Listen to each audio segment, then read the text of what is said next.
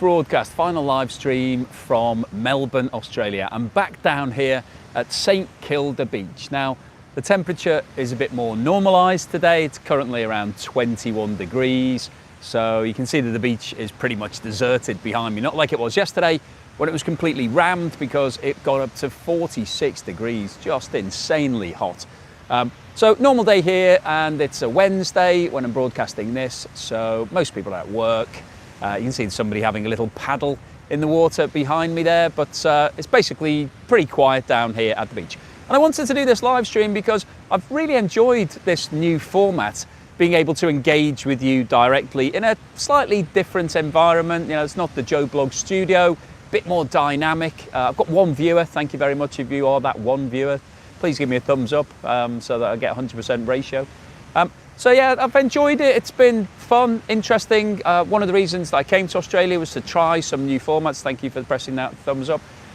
So yeah, I think I'm going to incorporate this into the channel going forward. I'm going to do a lot more live reporting. So hopefully you'll enjoy it. Hopefully it's the sort of thing that you'd like to see more of.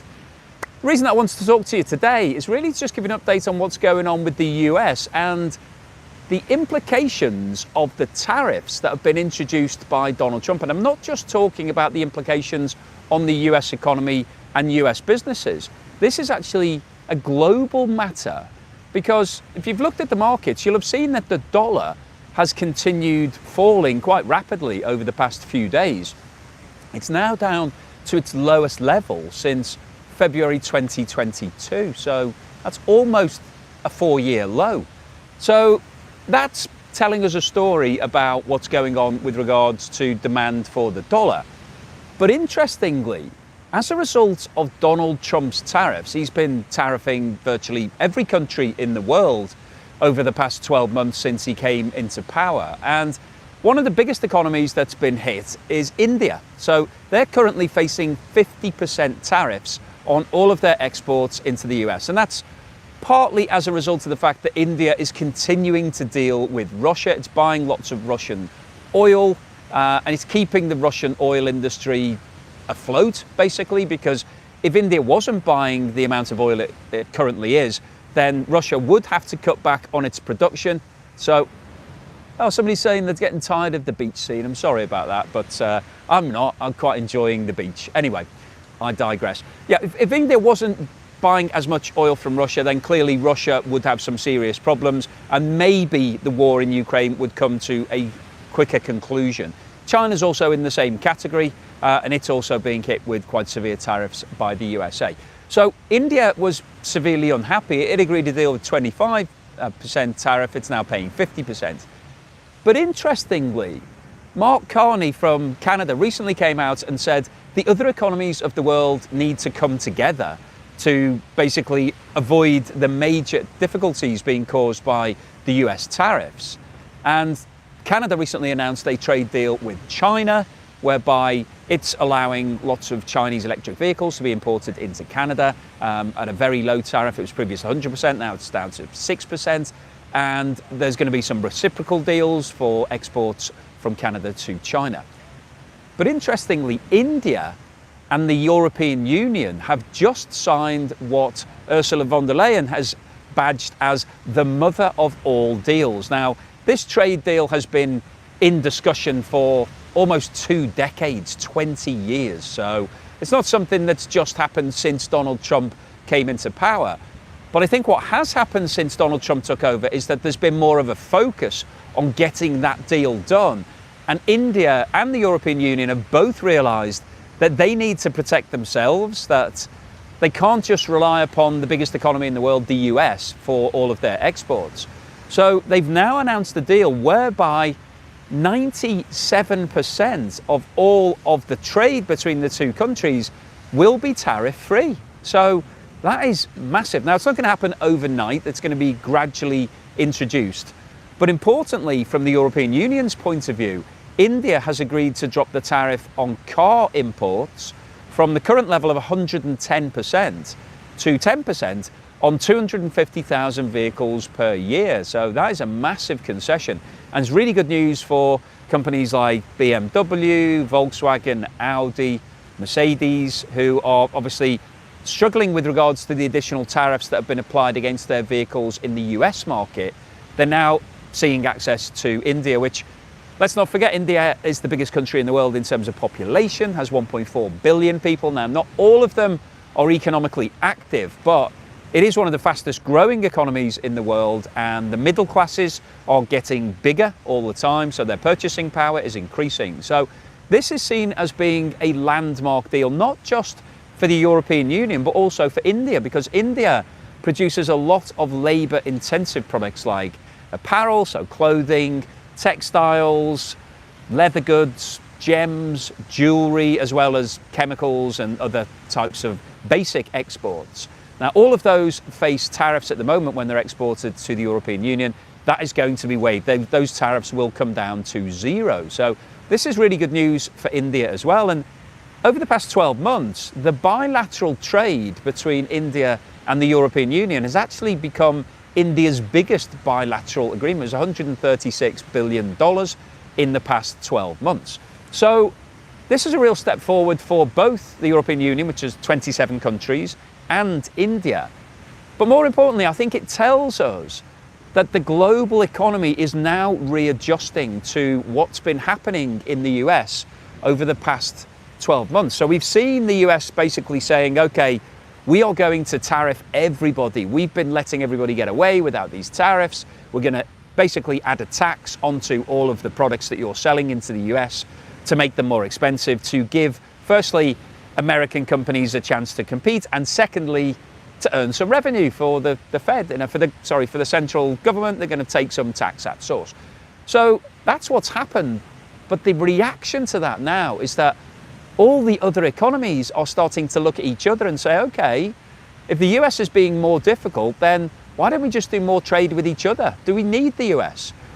So it's a really fascinating argument and discussion, because Donald Trump has laid out a story whereby everybody needs the US economy. You know, the US is the biggest economy. It is the biggest buyer of products. But one of the reasons for that is because it's a net importer. It needs to buy products. It can't produce all of the things that it needs itself. So by necessity, the US is the world's biggest buyer. And what it's doing is making all of those imports more expensive, which is going to be detrimental, firstly, to consumers. So US consumers are going to have to pay higher prices for their products because of the additional tariff. And secondly, for US businesses that import components and supplies and materials and products that they then package up and sell on. They're seeing an increase in their input costs, which is going to increase their sales prices, which will make them less competitive. And so it's detrimental in a secondary way to US businesses that aren't doing everything from a homegrown perspective. So I think we're going to see some negative impacts on the US economy over the next 12 to 18 months of these additional tariffs.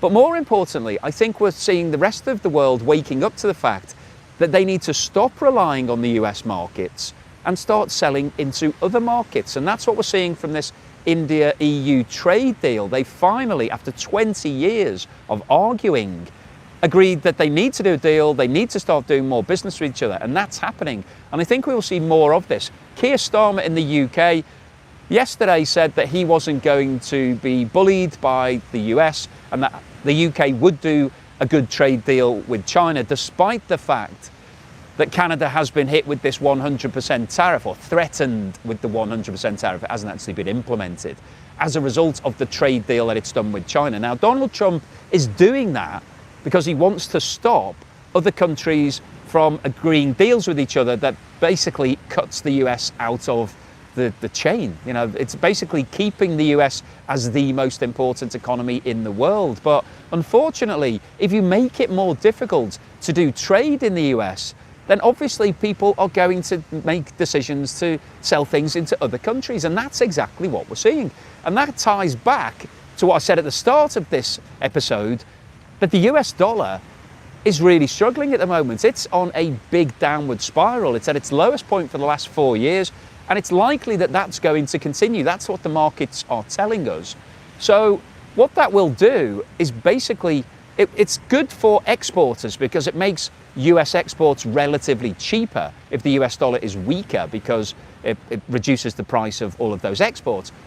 But from an imports point of view, it makes imports more expensive because you've got less purchasing power for the dollar. So that's going to push up prices at the same time as the increased tariffs is also going to push up prices. So we're likely to see a continued pressure on inflation in the US over the next 6 to 12 months. And what that means is that the Fed is going to want to keep interest rates at a higher level to offset the problems with inflation, because keeping interest rates up means that it's more expensive to borrow. Therefore, it's less likely that companies and individuals will take on cash. And so they won't spend as much, they won't invest as much, they won't have that capital to put to use. And so that reduces spending, reduces demand, and therefore keeps prices at a lower level. But the problem with reducing spending and demand is that it also has a negative impact on GDP. So if GDP starts to struggle and doesn't rise as rapidly as expected, then there'll be more pressure to reduce interest rates to try to drive up GDP, to make borrowing less expensive, so people will take on that debt and spend. But if import prices are going up because of the tariffs and also because of a weakened dollar, you've got conflicting forces pulling in opposite directions. And that's going to cause problems between the Fed on one hand, this hand, and Donald Trump on the other hand, this hand. And then that becomes an issue, because you've got Donald Trump saying, I want interest rates to be 1%. And you've got the head of the Fed saying, I can't reduce interest rates because inflation is too high. So this is becoming a bit of a self-inflicted problem for the US. And if these tariffs do continue at the current levels, if 100% tariff was applied against Canadian imports, for example, which are over $400 billion per year, is imported from Canada to the US. And the reason why the US is importing from Canada isn't because it's doing Canada a favor, it wants to help out a neighbor. It's doing it because the US needs fuel, it needs oil and gas and electricity. It does produce some of its own, not enough to service all of its markets. And also, you know, it's geographically a large space, the US, so it's easier to import some of that oil and electricity directly over the border from Canada than it is from other parts of the US. So it's a really interesting dynamic, and I wanted to make this video really just to put you in the picture fully, because it's easy when you see the tariffs to say, okay, yeah, I buy into what Donald Trump's saying. Yeah, the US is buying more from everybody else than they're buying from us. It's not fair, and they're not charging, they're charging us tariffs, we're not charging. Right, let's sort it all out and let's get everything on an equal level playing field. But you need to look into the wider implications of this and what's happening to the US economy and the dollar. And the bottom line here is that the reason the US is buying all these things from the rest of the world is because it doesn't make enough of its own things to be able to service its home market, and it can't do it at the same price as overseas. So it's very easy to say, well, okay, let's just ban all imports and make everything in the US. But the reason why industries like the car industry have outsourced to Mexico isn't because they're doing Mexico a favor. It's because labor and land and everything relating to the production of vehicles is significantly cheaper in Mexico than it is in the US. Therefore, you can produce those cars at a lower price and then sell them in the US at a lower price to get more sales. If you make everything in the US and you have to pay US wages and US rent and land and all the taxes and everything else, then the price of those vehicles is going to increase significantly. And that will mean that they're not as cost competitive. And consumers, whilst everybody likes to buy homegrown product, it's a nice feeling to say, okay, let's buy stuff that's made in my country. At the end of the day, we've all got a limited amount of cash. And when it comes to purchasing decisions, you always look at the price. And if you're looking at two vehicles and one's made in your country and it's 50% more expensive than one that isn't made in your country, you're probably going to have a think about that and say, do I really want to spend all that much more money to buy that one, or just to buy this one and then maybe I'll buy some other homegrown products further down the road? And that's the reality of the economy, that you can't force people to buy things that are homegrown just because it's a nice concept because we don't have enough money to do that. Everybody wants to get a deal, and the global economy provides you with those deals. That's why the US is importing so much stuff, because it's cheaper than making things in the US market. And also, it's not realistic to just cancel the whole of your supply chain overnight and just say, okay, let's stop doing everything in Mexico, let's stop buying everything from China and make it all in Minnesota or wherever, because the factories don't exist. You don't have the supply chains, you don't have the skills, you don't have the people, you don't have anything. So it would take a long period of time and billions of dollars of investment to replace the global supply chain to just do everything in the USA. And it's just not practical, it's not feasible, it's not realistic, it's not going to happen. So I wanted to make this episode really just to pull together all the things that are happening at the moment, talk about these tariffs, and basically just, I think, come back to reality of saying, okay, it's one thing saying, fair enough, we need to increase the cost of imports. That's fine. I think Donald Trump has done quite a good job in doing that. He has reset the trade agreements with every country in the world. But the thing that's going to happen now is that all of those countries are going to look at each other and say, hey, let's do more business together because the US is becoming more difficult. Let's do more trade where we don't have as many obstacles, we don't have as many tariffs, it's not a problem, and let's just crack on.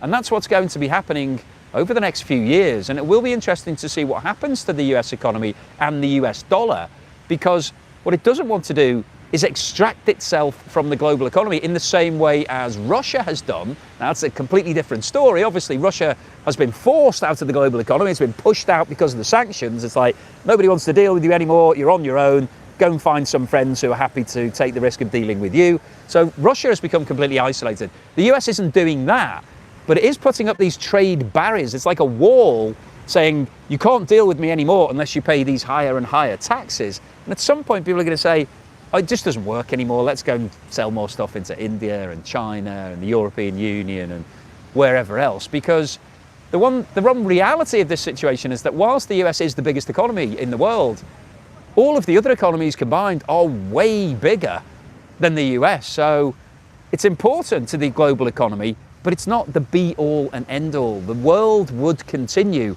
without exports to the USA. But the USA would struggle if all of the imports stopped overnight. Somebody's asked me what I've done to my arm. I fell over yesterday, so that's what I've done to my arm. Anyway, nothing too serious, nothing major, nothing to worry about. Still managing to catch some rays. Anyway, I just wanted to make this episode really because it's the last time I'll be here at St Kilda Beach. I feel a bit sad actually, but I've had such a great time here. I've been here for 8 days. I was wondering before I came whether or not it's possible to come to Australia for 8 days, whether I'd just be completely upside down with jet lag. I'm not, it's been fine. It's, I think if you manage the jet lag, it's okay. Also, it's quite exciting coming somewhere like this. The sun helps, it's a nice warm environment. You can get out and about, it's quite cool. So yeah, I've enjoyed it. It's been really good fun. Melbourne's a great place. If you've never been, definitely put it on your to-do list. Loads of stuff to do here, really fun things. So I've really enjoyed my time down here in Melbourne. Give me a like if you're watching now, because it's not, the like count is still pretty low. Somebody's just sent me a thing, somebody has just sent me much love. Yeah, much love to you, brother, as well. Yeah, it's been a great time. I've really enjoyed it. Thank you very much for joining me for these live streams. Really appreciated it. Something I've wanted to try for a while. I think it's working okay. It's more fun for me. I'm enjoying it. It's a bit more relaxed. Less graphs, more chatting. This channel is getting boring. Too many videos about nothing, really. Well, thank you very much. Good of you to say that. So thank you very much for joining me on these live streams. Enjoyed it. If you find me boring, then please stop watching because nothing's compulsory in life. So don't waste your time sending me messages. What's the point? You just wasted all that time sending me negative messages. I don't care. I'm having a nice time on the beach. Anyway, hopefully you're having a nice time wherever you are. Even if it's -40 and snowing or raining or whatever it is, it will pass. Weather is just a passing thing. It comes and goes. But just enjoy your day. Do something fun today. Do something for yourself, a little bit of a treat. Something maybe you haven't done for a while, whether it be something as simple as just making yourself a hot chocolate, taking a walk, going to see a friend, making a phone call, watching your favourite TV show, whatever it might be, doesn't really matter. just do something that sort of 20 minutes, half an hour for yourself. Look after yourself, have a good time. I'm doing so hopefully you will as well. Thank you for watching this live stream, and I will see you again when I am back on the next live stream. Who knows when it'll be? I'm not quite sure. I don't want to be categorical. I might even squeeze another one in before I leave Australia. But thank you so much for everybody who's watching. I'm up to 43 likes. Thank you for that. Cheers from the Netherlands. Thank you very much. Thanks to your Brids. Okay, thank you to everyone for watching this, and I will see you again very soon.